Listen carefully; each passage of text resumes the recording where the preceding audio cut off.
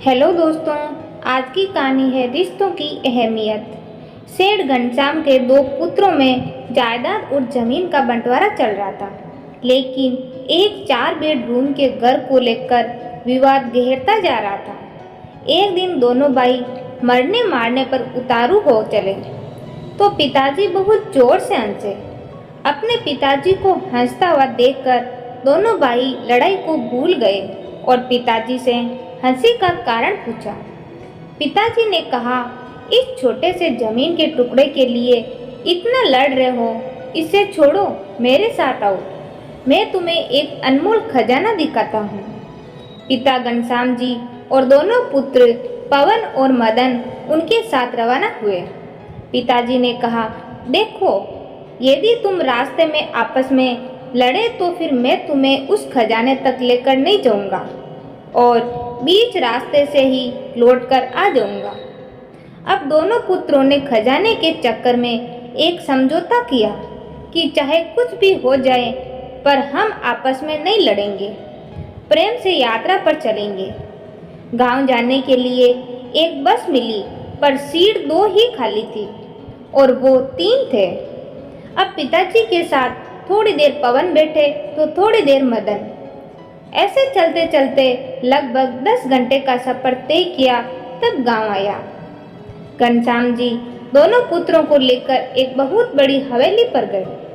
हवेली चारों तरफ से सुनसान थी। घनश्याम जी ने देखा कि हवेली में जगह जगह कबूतरों ने अपना घोंसला बना रखा है, तो वे वहीं बैठकर रोने लगे। पुत्रों ने पूछा, क्या हुआ पिताजी, आप क्यों रो रहे हो?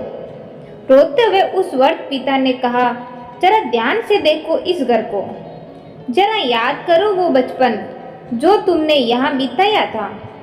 तुम्हें याद है बच्चों, इसी हवेली के लिए मैंने अपने बड़े भाई से बहुत लड़ाई की थी। ये हवेली तो मुझे मिल गई, पर मैंने उस भाई को हमेशा के लिए खो दिया, क्योंकि वो दूर देश में जाकर बस गया और फिर वक्त बदला। एक दिन हमें भी ये हवेली छोड़कर जाना पड़ा। अच्छा, तुम ये बताओ बेटा कि जिस सीट पर हम बैठकर आए थे, क्या वो बस की सीट हमें मिल गई? और यदि मिल भी जाती तो क्या वो सीट हमेशा के लिए हमारी हो जाती? मतलब कि उस सीट पर हमारे सिवा और कोई नहीं बैठ सकता।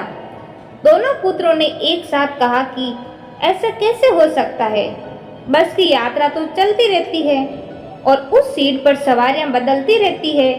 पहले हम बैठे थे, आज कोई और बैठा होगा और पता नहीं कल कोई और बैठेगा।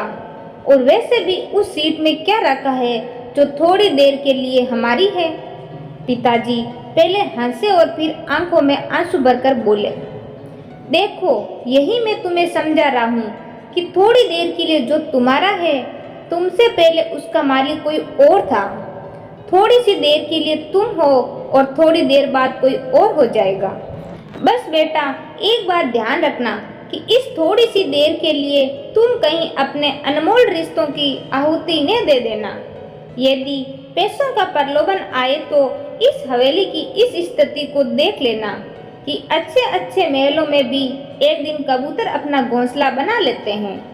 बेटा, मुझे यही कहना था कि बस की उस सीट को याद कर लेना जिसकी रोज सवारियां बदलती रहती है। उस सीट के खातिर अनमोल रिश्तों की आहुति न दे देना। जिस तरह से बस की यात्रा में तालमेल बिठाया था, बस वैसे ही जीवन की यात्रा में भी आपस में तालमेल बिठाते रहना। दोनों पुत्र पिताजी का अभिप्राय समझ गए और पिताजी के चरणों में गिरकर रोने लगे।